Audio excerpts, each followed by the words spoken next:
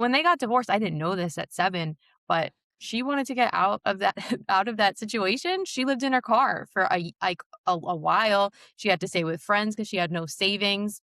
Um, and I didn't think my dad was a bad guy, but it was just a situation where I looked at her and I was like, all like, I saw what my dad was saying. I'm like, "Oh, I want that. I want, like, financial freedom and to have options." Mhm. But with her, I was like, I wish I could help her, but I also said to myself, I don't ever wanna be in a situation where because a relationship doesn't work out, now my whole life is unstable. Welcome to the Shift with Tamoa Danielle, where we talk about money, mindset, healing, and leveling up as women entrepreneurs. And today's conversation is about knowing your worth, building financial independence, and creating a life that feels aligned, and what it looks like to build income and identity on your own terms as a woman. Today, I have a very special guest. She is an incredible woman, an incredible entrepreneur. I am talking about Rebecca Pissalidis. She is an entrepreneur, real estate managing partner, and the host of the Her Growth Journey podcast, where she explores what it really means for women to create a life they love across health, wealth, relationships, and happiness. As a managing partner with Vision Elite Real Estate Team, Rebecca has been a part of a team that has closed over 50 million in volume in 2025, given her real world experience in building income opportunity and long term financial freedom. Welcome, Rebecca. You for having me. Excited to be here. Yes, you're welcome. And I appreciate you being here because I really think it is so important as women, period, but definitely as female entrepreneurs for us to be able to grow and build together. Because we all have so many different experiences as entrepreneurs. And I think that each of us, while we may have a different journey, there is always similarity in what we're doing as women, as businesswomen, as Mhm. leaders. So, again, I am so excited to talk to you. So, before we get into everything that you're building now, I want you to take us back for a moment. I want to know specifically when it comes to your money mindset. What was money like in your home growing up, and how did that shape the woman that you became? Good question. Yeah, so I think, yeah, growing up, we were never necessarily, like, rich, right? So it wasn't like, buy whatever you want. My dad was in a job that he really did not like at all, and my mom was a stay-at-home mom until they got divorced when I was 7 years old. And growing up, my dad would, like, every day be, like, kinda, like, not wanting to go to work and would say to us things along the lines of, like, you don't have to do this. Like, you don't have to be in this position if you don't want to. So he wasn't someone who necessarily at that time I saw execute into learning other streams of money and financial freedom and things like that. But he learned it and he gave that to us. When I was homeschooled till ninth grade. He taught us about investing. He had me invest like his money, but it was my money into stocks. We looked at stocks. He had me read Rich Dad It's Poor Dad when I was like amazing. 9 or 10, because he always wanted us to have this mindset, and I was really into it. My brother was like, "Whatever, dad," but I was into it because it was very much something that he made seem possible, and I like the idea of time freedom, like, not having to grow up and think about, "Oh, like, I have to go to this job I don't like," or someone's telling me, "Oh, if you're sick, you still have to come in." I've always been very, like, sensible. I'm like, if I don't feel well, why should I have to come into work? So he Mhm. created that dynamic for us where at least I saw this possibility of what it could be and kind of planted the seed in my mind of, okay, maybe financial freedom and something different than like a 9 to 5 or just a job I hate doesn't have to be my reality. That is so powerful because, to be honest, most of the people I know, that is not their reality. But the fact that that seed was planted early, it changes your perspective. And even if in the home, it may not be modeled, the fact that you're learning that information and that your dad made it exciting, it just changes your perspective growing up, and maybe, like you said, just planting that seed is like, "Okay, this is what things could look like. This is what I could do." Mhm. And then you talked about your dad. How was it for your mother since you said that they divorced when you were young? Yeah, so my mom and that was, like, sort of I think that everything, like, that quote, unquote, "bad" happens, if we can look at it in a different light, it can sort of propel us to where we're supposed to be, if that makes sense. So, like, my Yeah. parents, like I said, got divorced when I was 7.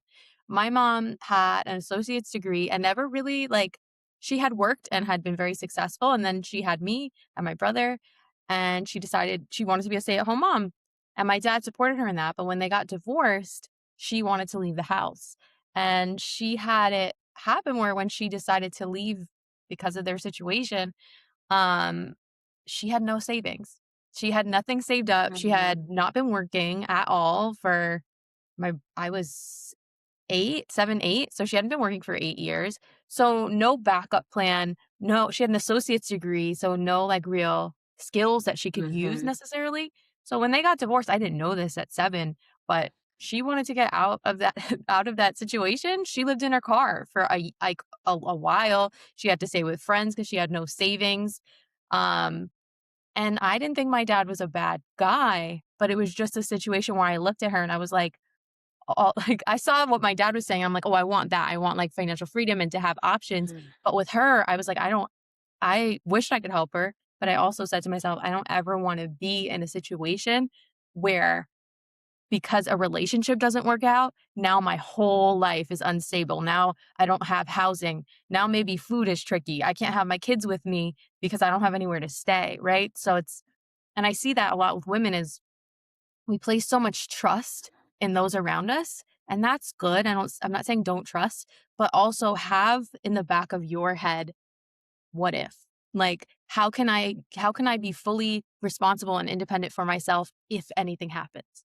So with her, with my mom, I that's what I saw with her growing up was this woman who was like working really hard as a stay-at-home mom, and then everything changed when she wanted to get a divorce, and now that was it. She Wow. she had to be a waitress and try to support herself and try to find housing and all this stuff, so So, it's so interesting. You made a point about as women and what we're taught. So you have this dynamic, right, of your dad planting this seed in you about, in essence, like having your own financial freedom.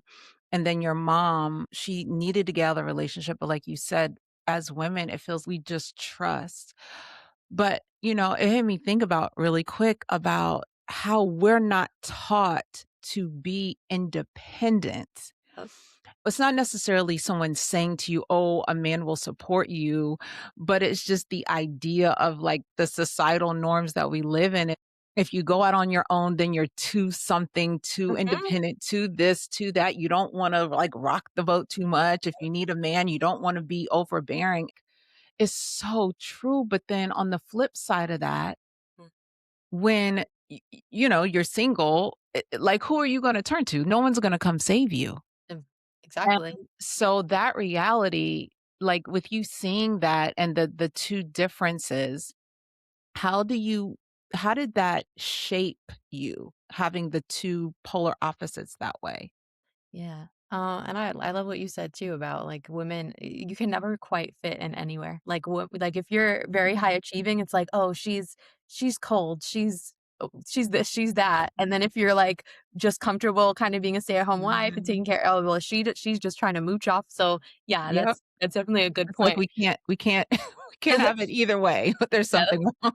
I think that's for women in particular. Yes. But you said, how did that shape me having like both of them in Yeah, that? those experiences. Mhm. Yeah, I think when I saw what my mom went through and continue to go through, because it wasn't like got a divorce, lived in a car for a little, lived with like my aunt for a little. It wasn't like automatic that she got a place. I saw her then have to get into waitressing, um, and like her feet would hurt. And I eventually, when I was about like how was I 13? When I was 13, we moved in with my mom because she finally got like a 1 bedroom attic apartment. My brother and I moved in with her, and I would see her, and I remember this, every single month counting her tips from waitressing to make sure she had enough for rent.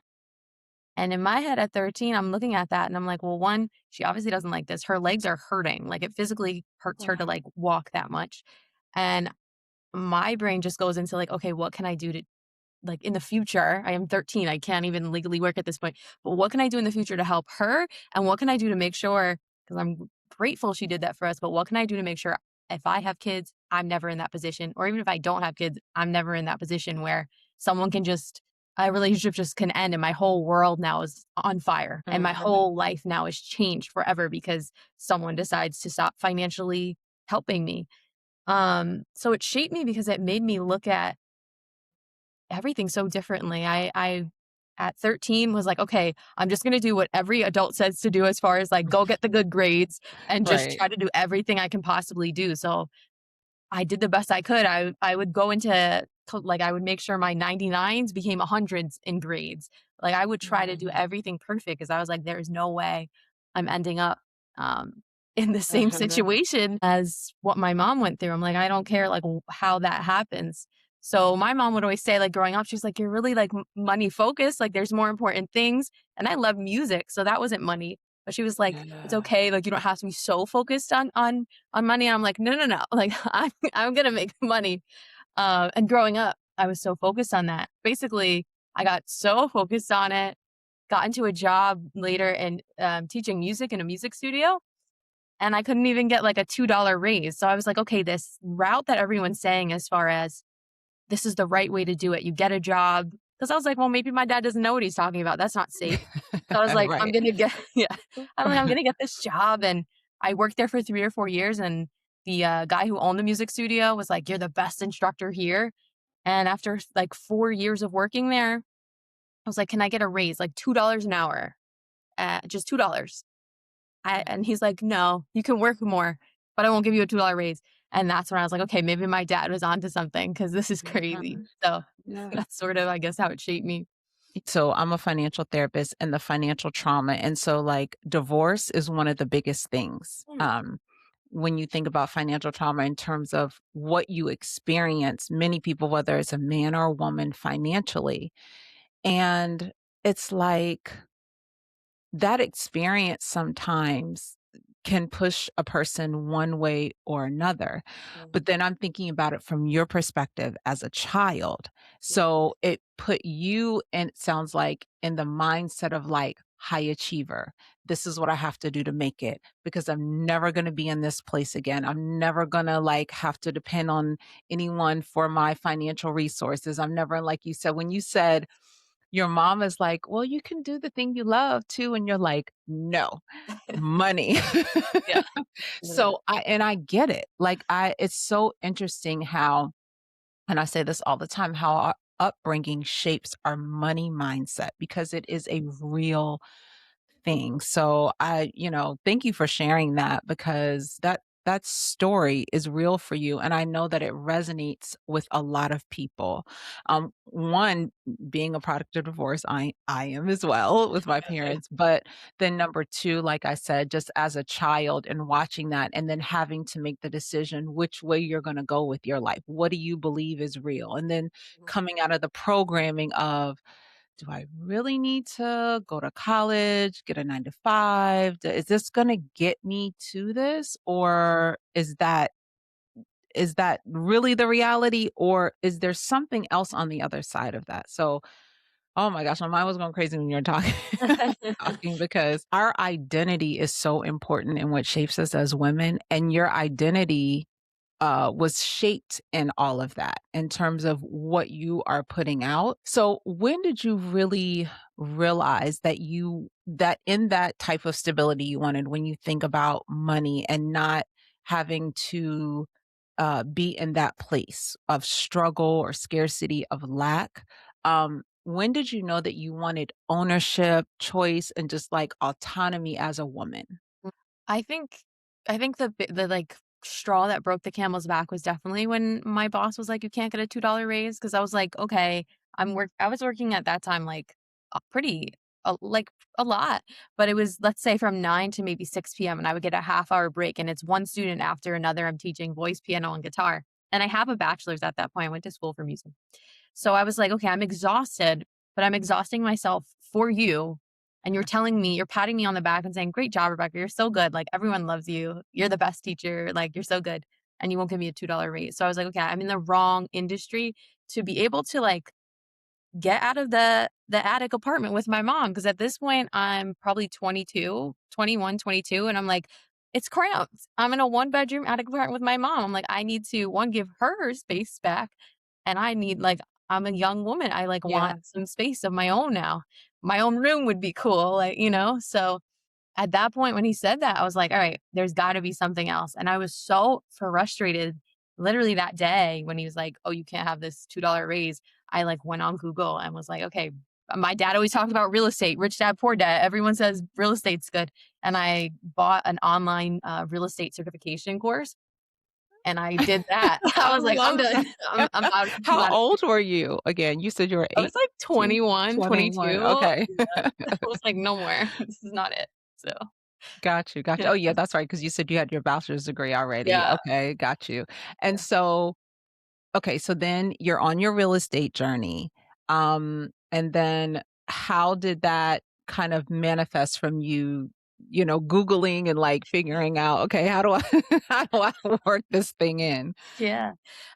So I underestimated it for sure, because I came from a performing, like, I still do. I wrote my own music, I play piano, I play Wow. guitar, I sing, I do all that. So I came from, like, 3 minutes or even 20 minutes or whatever it is. Like, everything is, I know when I'm singing, I know my words, and I know what I'm doing. Like, been singing and doing music my whole life. So then going into sales and communication, that's different, because yes, it could be rehearsed, but the person you're talking to in a conversation can go left, right, sideways, up, Yep. down, and you need to know how to work with that. And I didn't. I got into real estate and I was like, it's going to be selling sunset. I'm going to be a millionaire quick. And I have a good work ethic. So I'm like, I can work, but, like, you see on Instagram, everyone's like, "Just close $1,000,000 like, Oh it's my gosh, please. You can have so 100 houses in 5 months or whatever, I know. exactly. They're Yeah. like, "Oh, make $1,000,000 easy in 1 week." And I'm like, "Okay, cool." So I get my, certification, and my first day, my first week, first month, I'm like, "Okay, I'm not," um yeah, I'm like, "I'm not seeing anything. I'm not seeing any money." And I was like, "Okay, what's next?" So I got into some mentorship in my brokerage where I worked, and I had all the tools and I was doing what I was supposed to be doing and still nothing. So long story short, I didn't close anything. I didn't buy, I didn't help anyone buy or sell or even rent for a full year. And that was like 5 times a week, 6 times a week. I'm calling at least 4 to 6 hours a day. Wow. Um, and nothing. And I was like, "Okay, I can quit this and I can go back to the music studio where I won't get a $2 raise, and I'll still be in my mom's attic because they're not gonna give me more money." I'm like, "Or I can just keep working until the work works." And then finally, they started to go once I was like, "All right, I'm not quitting." But I had to get to that moment where I was like, "I'm either doing this or I'm not." And then after that, I became one of the top, real estate agents in my team and then in my whole office. And from there, now, like 6 years later, I'm a managing partner in a real estate and international business team. So, Wow. but it took the During work. No, it does take the work. What would you say in that when at that pivotal moment? Because there's a lot of entrepreneurs that are very successful, and they say a lot of people quit right at that moment, like where it gets really, really hard. And I can attest to that for sure. It gets really, really hard. And it's like you have to make this decision that you're going to go this way or this way. What do you think was a turning point of no, I'm going to make this work and I'm going to keep working the plan?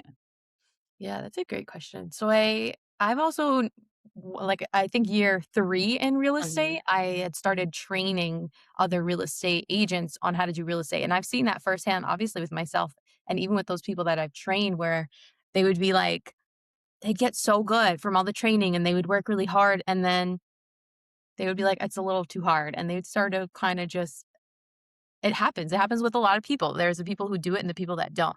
I think the difference between the people that kind of see their way through is having a strong understanding of your why, which your why, if you're a person who's motivated by positive outcomes and Mhm. maybe the negatives of what can happen if you don't follow through with it. So it's one or the other. For me, my why was getting out of that attic apartment. And then what we spoke about, that deeper why of I don't want to I don't wanna be like where my mom was. I wanna Mhm. take the sacrifices she made and be better from it and help her. So it was me really looking at the negative of, "Okay, you can quit. You've got these skills over a year, but yeah, you could quit, but Yeah, now you're in the attic again." yeah. I'm like, That "Is that" reality. Yeah. exactly. It's like that was enough for you to be like, I don't see any other way that this can go. So at some point it's gotta work in my favor. Wow, I love And I that. think that Yeah, what you just said, like, it has to yeah. work in my favor. That was, like, the thing I kept playing in my head is what you just Mhm. said, like, what I kept telling myself was, "It has to work if you keep working at it." Like, there's no way not one person is gonna not wanna buy or sell. There's no Mm, way if you stay at this and you get as good as you can, not one person, I'm like, "That's crazy. It's impossible for it not to work if you keep at it." And that's what got me like, "Okay, let me just keep going till I get a yes. Another no means another mm, yes is coming, like, just keep going." hmm. So, it was that. I wanna ask you something because when I was just talking about identity, I'm listening to you speak, I'm thinking now that you're in a different place, right? And that you know you've done the work and clearly things you're going up and up and up, right? How do you feel? Do you feel is there a part of you that's like, I made it from that point? Do you feel unsettled because you know where you want to go? Do you feel kind of imposter syndrome? You know what I mean? I'm just wanting to know in the present, and it doesn't matter in your mind because your mindset is strong. I know Mhm. it doesn't matter. You're going to keep going regardless. But what do you feel in the present moment about all of your success?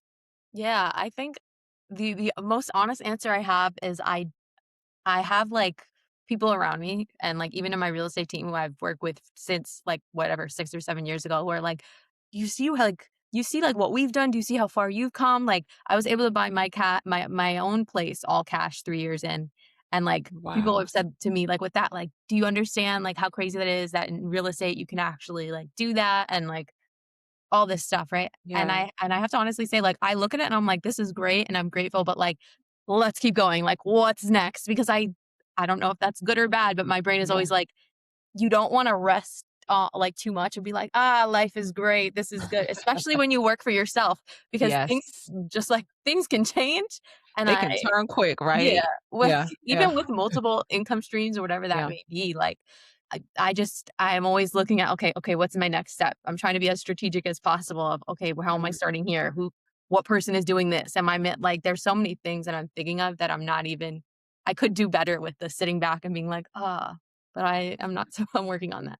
I'm wondering because sometimes I do this with myself. I've gotten better, and I asked you that question because I know what that feels like, Mm, and so I've just probably the last 6 months, I've been really attempting the best that I can to live in the moment, and it's not easy when you're a high achiever, like, yeah. it is not easy, but do you sometimes feel like almost outside of yourself from the perspective of what's actually going on? Do I feel outside? I think sometimes as time can pass or I'll, like, be going about my day and I'm like, "Where did that time go? It's 5 hours pa" or Yeah, whatever. So I think definitely I can get lost in, like, what I'm doing, yeah, which like locked in and then it's yeah, I yeah. think can be, like, two ways. I think it can be, like, a superpower where it's, like, you have this focus or whatever, but Mhm, I also think what you said where it's, like, you have to be aware of, "Okay, what am I really trying to do right now?" Because it's easy mhm. when you're getting to, like, higher levels to get so lost in the micro, but you have Yep. to look at the macro because if you're in a leadership position, you should have people in place to help you with the micro. But sometimes we Yes. get so caught up in, well, it has to be this way or that way. So I've gotten a lot better at delegating and trying to be present in what I'm trying to do. But that's something at this level I'm working on because at 5 or 6 years ago, Rebecca was just, I knew exactly what I needed to Yep. do because it was the micro and I was just hammering away at it. And now it's another level of something to, I guess, master or get better at. No, I love that, and the fact that you're aware of that, because I think that's where we struggle as entrepreneurs because, the quote unquote "get it out the mud," right? When Yeah, you do get it out the mud, yeah. you're the one that was doing everything, and then like you said, you get to a point and you have to delegate, you have to hire, have Mhm. but it's this thing where you're kinda looking down, "Okay, I know I gave you that, but can I just wait? Oh, wait, you're Yeah, not doing it right." You know what I mean? Because yeah, but really what you're doing, you are building, um, you know, replicates of yourself in yeah. different duties. And so again, it's putting in the work in your team, versus how you used to do it. Mhm. And so it can be unsettling and scary.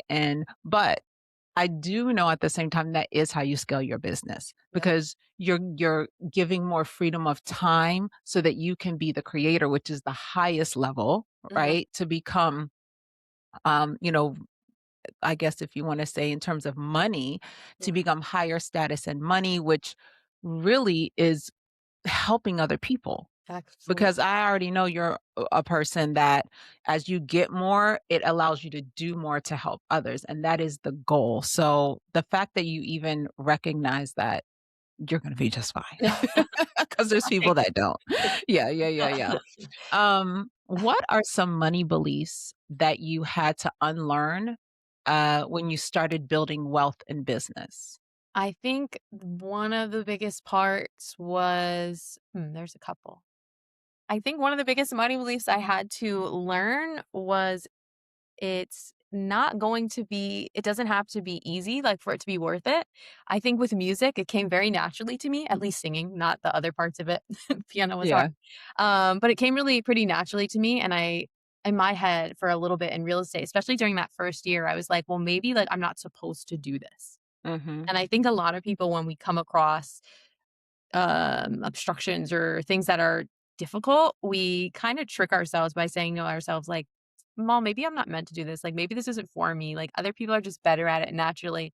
And I had to learn to like question that belief and say to myself, are they just naturally good at it or did they put in some time? And even if they weren't aware of the time they were putting in, some kids have big families and those big families make you talk in front of everybody. Or if you're in church, they're like, go talk Yep. in front of the whole 200 congregation. I Mhm. didn't have that. Yep. So I had to start to question for myself, okay, are they naturally good at it? And even if they are, who says you can't become good at it? Like, Mhm. why can't you work to become the person you want to be? So having that and then also understanding like it's not I don't have to be a set person. That transition, because I still do music and I still sing and I even teach, I have my own like virtual music studio. But that transition from music branding girl to like, come catch me at my show to like, I'll come help you sell your house was different. And even the people Yeah. that knew me were a little like, hmm, like what? And it was allowing myself to evolve. Like Yeah. I can sing and I can also be a managing partner of a real estate team, and I could do both really well. But allowing that, because I kinda was shy to even put that out at first, because I was like, "What will people think? What will they like, can I still do music? Do I have to get rid of this thing to give people this idea of who I should be now that I'm in real estate or doing this Mm. different thing?" Yeah. It goes back to identity. Yeah, And I think as a woman, I do think it goes back to that mindset too, yeah, yeah. because I feel like at times men are not taught like you you should only be one thing. I feel like sometimes they have more of an open field of they can create and do all these things. And with women, it's like almost a lot of times we're told like we can only be one thing. Mhm. And so your skill set though as a musician, while, people think sales and it makes them uncomfortable and all of that stuff, it does transition over Mhm. because if you're up on stage, if you're singing, if you're doing those things, it's may not translate the same way in terms of what you have to communicate, Mhm. but those skills are transferable. That's You know true. what I mean? It's like while maybe you weren't asked to speak in front of the whole congregation, you were singing in front of people. So Mhm. that's still something where you're having to be up in front of people and show a part of yourself. So, I mean, whether you believe it or not, I know that that skill, came over into the real estate world. Later on, I felt like that. But you know Yeah. when things are hard and you think of any excuse? That was my Oh, excuse at every that time. excuse. I was like, "I'm not meant for it. This isn't for me." And I had to be like, "Yes, it can be." Um, hello. So I'm a mental health therapist, right? And then financial therapist. And I'm like, how can I get online and do content and do podcasts? No one taught me how to do that, but I talk for a living. Like that's yeah. It's like what? Well, Like sometimes we gotta it tell doesn't ourselves. connect, Yeah, right? but sometimes we have to be like, "Wait, I talk for a living." Like, hold on a second. This I could absolutely do that." You have to be like you have to like, think of yourself as a friend and what you would say to your friend. You're like, "Oh, yeah. Yeah, Yeah, and my answer to that was, "That's absolutely ridiculous." But it was that imposter syndrome yeah." because, you look at other people and you look at them online and the things that you're doing, and I'm like, "I don't feel like that's me." And so I realized that as soon as I kinda let that go Mhm, and just be me, it doesn't I can't be like all those other people, I can only be me. mhm. And so whoever is supposed to resonate with me, listen to me, wanna connect with me, there's people out there that need me, and I had to kinda let go because really it was being selfish not to do it. And you know what I mean? And that's how I Yeah, finally got there. It yeah. took a minute, but yeah, I finally got there. That Um, that's a game changer, like, what you said right yes. was, like, Yeah. people will think, "Well, me doing a lot of things is me being selfish." Like, I'm not focusing on this one thing that I think people want from me, but what you just said, I think is absolutely the truth, is you're being selfish by trying to fit into a box that was not created for you. Like, why do you have No. to fit into a box of, "Okay, I am Tamoa, and I can only speak in this place with this at this time." No, like, who said? And then more broad, like, you don't know who you're inspiring when you're allowing yourself to be yourself. So Yeah. absolutely, I love everything you just said. Yeah, yeah, but it's true, and I think and that's what I mean, just, like, talking to you and connecting with you, it's like, "Oh, I remember that," like, I'm listening to you, and it brings up all these things that I remember, like, going through this journey and which was not so long ago, and it's like, those are the moments though, Rebecca, too, with you as well, like, living in the present. That's why it's take the last 6 months I've worked on it because I would have listened to what you said and just glazed over it for myself, and so now it's like, "No, you have to acknowledge how far you've come. Yes. You may not be exactly where you wanna be, but you are Mhm, damn sure not." I'll keep mhm. saying that where you used to be, and it's so true, it's so Mhm. true. What does building a life that feels aligned actually look like in your day-to-day? Like, how you go through your day? Yeah, one thing I am grateful for, so there's pros and cons, of course, of entrepreneurship and, like, working for yourself. I love it because I was homeschooled, so I never really was stuck to, like, a schedule. So when I went to high school in 9th grade, I was like, "What is this?" I don't like this. I did not like it. So the pros are time freedom, but the caveat is there is no one there telling you like, "All right, Rebecca, you have to call these people from this time to this time and do this from this time to this time." So you have freedom, but in that freedom, I think you have to have even more discipline because like I mentioned before, things can easily change.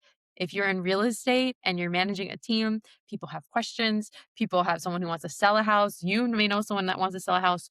So it takes organization, but as far as the aligning question, I think for me, in order to align a life where I'm excited about things is giving myself the freedom to explore things that I want, but scheduling that. So if that looks like, all Yeah. right, Rebecca, today you're going to go to Pilates at 11:30. Cool, go to Pilates at 11:30, but you need to make sure you get your work done here. So aligning that and giving myself the freedom to explore things I'm interested in without telling myself, you need to be in this box of only real estate and da da da da. No, like you're allowed to evolve and grow into the things you like, but you have to water where you're at now too. Mm. That was big for me. Mm.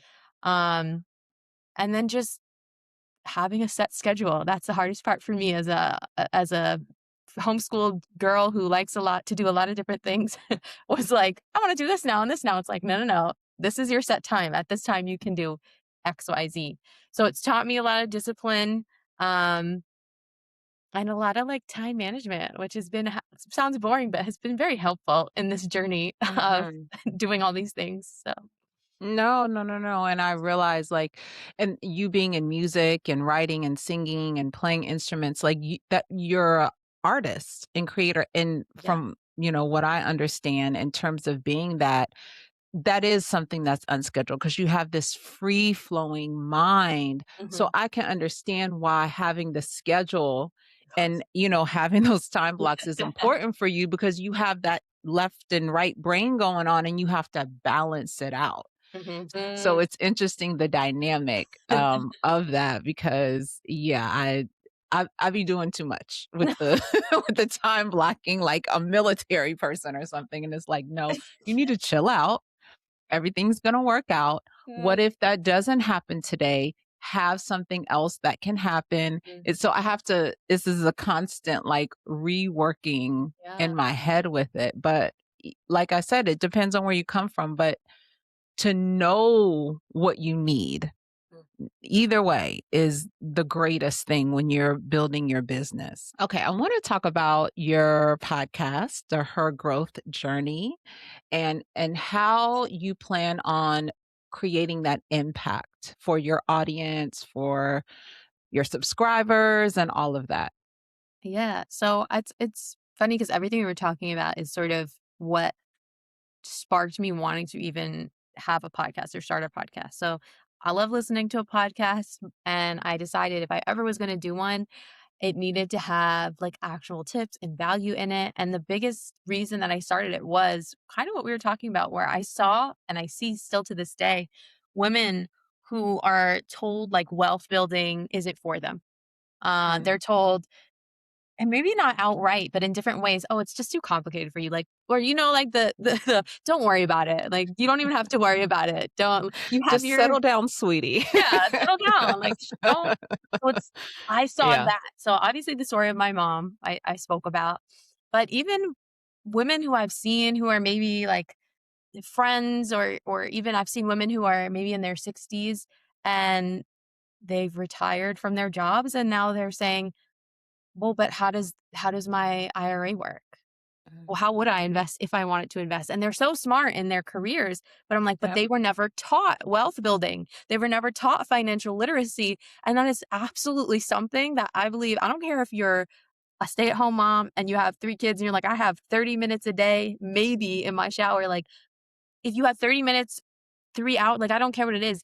I believe financial literacy for women is not out of reach. And I think this idea that, oh, we're not smart enough or it's just kind of complicated or it's boring or like it's 100% in women's reach to learn these tools. And I think we absolutely need to learn them to have a life that we're excited about, to have independence and to have options. Like, I don't care if you're married and you've been married for 30 years and you're like, me and him or me and whoever are like this and we're great and we're good. Great. Still have those options. 'Cause those options are freedom. Now if anything happens, you can help your significant other, you can help family. You don't have to go and ask somebody, "Can I borrow $1,000?" Like, no, I have the option now. So there was that part of it, that piece of Mhm. it that was super important to me. But I also said, "Okay, it's bigger than money," because you can be financially great, and if your mindset is bad, it doesn't matter how much money you have. So the whole purpose behind my podcast or her growth journey was that. Okay, how are we growing in these pillars? How are we growing in the financial pillar? I put a major emphasis on that one, obviously.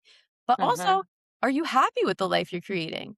Or are you in a job like my dad was where you're making good money, but you hate it? You're waking up every day and you hate it. Yep. Well, let's figure out ways out of that, right? So it's really about creating a life that you're excited to wake up to and giving women options for financial freedom along with mindset, health, like mindset health tips, that kind of thing. Hmm. No, I love that because you are actually going to be impacting women from all different areas of life, whatever, decade they're in or phase they're in. I really thought about like the baby boomers, right? Or you were talking about women in their 60s because I think about my mom Mm. and she loves all of this. But again, the programming of 9 to 5, Yeah. 401k, Mhm. that's it. You know what I mean? and then wait, you retire, but when you have women that have worked all their lives, they're healthy, they're vibrant, Yeah. they don't wanna just sit down. Yep. They sit down on the couch. They don't Yep. necessarily wanna join the knitting team, which they Absolutely. can join that and go play bingo, whatever the case is, but they when you're like that, a lot of times you want something more, and they have their money, and like you said, they don't even know, "I can invest in something and make more money," because the reality is most people, the money they have in their 401k is not going to, if they retire and they live 20 more years, that money is not going to carry them for 20 years. Mhm. And so they don't know what to do with it. So what you are doing is so powerful. And then you think about the stay-at-home mom and just her having her own, like she could still be a stay-at-home mom, she could Yeah. still do all the things that she's doing, but there's nothing wrong with having your own on the side to Mhm. do things with. You know what I mean? Whatever that is later on in life, because then they will become the 60-year-old Yeah. woman. And Mhm. then it's like, what's going on? What am I doing? So, and then just the financial literacy part on top of it, I can tell how passionate you are about it, being able to educate people on that. So I am so excited. I'm just going to invite myself on your podcast. You're invited. if if if Yeah. I would be so honored to be invited because You're this invited, of this I'm just so happy and I cannot wait to see it. I'm really serious. It's going to be really, really, really great. I Thank know it is. It's going to be amazing. thank you. Um what does knowing your worth mean to you at this stage of your journey? I think knowing my worth is, which I feel like I learned maybe like I've started to implement this maybe very recently, maybe like Mhm. last year, was learning to be selfish, not in the negative way. And I'm literally wanting to do an episode sort of on this. So let's see if I can explain it well enough. Okay. Okay. So, not being selfish in the way of like being rude to people or mean to people, but being selfish in the way of saying no when things don't align and feeling okay with it. So, I mean, what that can look like on a tiny micro level is if, let's say, I'm too tired one day to do the dishes right after I cook, it's leaving the dishes for an hour or two and being okay with it and not telling myself, like, oh, you're just not doing enough. Like, why haven't you done this? And then on a larger scale level, it's allowing people to be uncomfortable if something doesn't work for me. Like, if I don't want to be a part of a business or I don't want to do something, obviously, I'm not just joining businesses, but not censoring myself so much and telling people, yeah, like, you're right and I just was confused. No, I wasn't confused. You're not correct in that. Being Right. respectful of people, but having the ability to be selfish when it comes to allowing other to be people to be uncomfortable, if that means I have to protect myself. Mm. Yes, that's all I've been doing the last 4 years. Like, okay, Ye- one, when you talked about the dishes, like, that's a real thing, because remember I talked about me and my schedule and this gotta be done. Yeah. I have had to let go Hmm. and know that is okay. That there are some things that really can get done the next day. That doesn't mean you're procrastinating. What are you in alignment with right now? Maybe you need to give that time that you were giving the dishes yourself. Maybe you need to go read. Maybe you need to go meditate. Maybe you need to go listen to music. Maybe you just need to sit in a room with a candle. You know what I Yeah. mean? So it's like, that's real. And then the second thing is it is absolutely not selfish to say yes to you. And it Hmm. is absolutely not selfish to say no to others and to set boundaries. And what I've realized is the people in your life, while it may make them unhappy in the temporary, if they really love you and they care about you, they'll understand it and they'll get over their attitudes, their issues, or whatever, because they'll see what you're doing and they'll see a happier you. Hmm. So that is so powerful. I love that because that is exactly how you find and know your own worth. So what is next for you personally, professionally, creatively? What's going on now? Yeah, so we got always a lot cooking. So right now we actually just got like certified. One of our managing partners as well on the team got certified to work sell real estate in Dubai. So we are officially Whoa. in Dubai, which is super cool. So we can help people buy, sell, or even invest in Dubai. So that's over on the real estate side. Um, as far as I'm trying to think of all the things I have going, the podcast is moving. I put out my first episode like 2 weeks ago. So that's exciting. Yay. And I'm excited to continue with that. And we are having actually we're having a women's panel. So that's something I wanted to mention to you. So I'm glad we're here now. We're having a women's panel Oh. on March 21st. It's in Long Island, New York. And what that is it's literally a women's empowerment event. We have 3 speakers. We're going to be having interview at that event. And it's literally just women's history, bringing in women from the community who are like doing really well in their respective industries, and it's an event meant to inspire and empower women. So we're gearing up for that. It's our 3rd one that we've done. This we do it every year. So I'm really, really excited for that. Oh my god. Oh, I would love to come. Yeah, I'm gonna send you I'll the figure it out. flyer. Yeah, I Yeah, would love if you came. yeah, no, let's make that happen, and I Yeah. need to talk to you about Dubai. Like, seriously, the Yeah. fact that you just said that is so in alignment right now. So Mhm. we'll talk, because there's so Yeah, many things with the Dubai. Um, I am so happy and I'm so grateful that you did this. I knew when I met you, by the way, Rebecca and I met at a mentorship that I've been in for the last few years, and she is now just one of the prime people in the mentorship helping other entrepreneurs.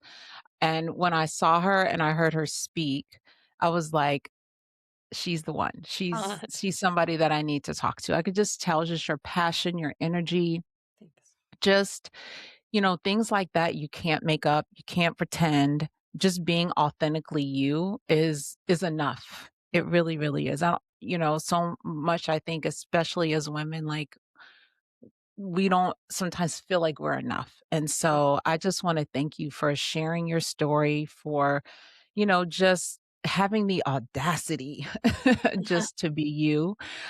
Tell everybody where they can connect with you. For sure. So, on everything, so Instagram, Facebook, YouTube, it's my name, Rebecca Pissalidis, Pissalidis. My podcast is Her Growth Journey, and my real estate team is Vision Elite, Elite team, Vision Elite team, and that's everywhere. So, that's where you guys can find me. Perfect. And we'll link everything in the description. I have one more question. If you could leave one piece of advice for an upcoming budding female entrepreneur, what would that be? Love that question. I would say execute before you're ready. We always think we need more information. Again, as women, especially, we think we need more information, we need more time, we need more help. We're not good enough, we're not smart enough yet. You are more than ready than you think you are. So execute before you think you're ready, and you'll be surprised at the opportunities and what the universe brings to you. Mm, beautiful. I love that. And I want you to always remember you are your greatest value. You are your greatest asset. Take care.